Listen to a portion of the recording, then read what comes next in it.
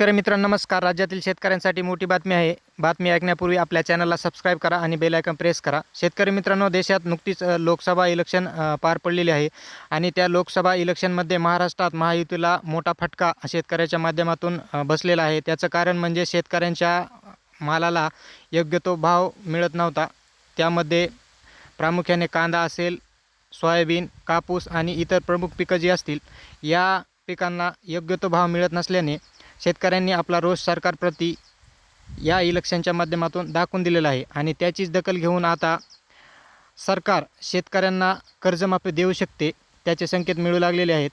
आणि विरोधी पक्ष नेत्यांनी देखील राज्यपालांची भेट घेऊन शेतकऱ्यांची कर्जमाफी करावी असं काँग्रेसच्या शिष्टमंडळानं राज्यपालांना विनंती केलेली आहे आणि सरकारला देखील तशी विनंती केलेली आहे. त्यामुळं राज्यातील शेतकऱ्यांना कर्जमाफी होऊ शकते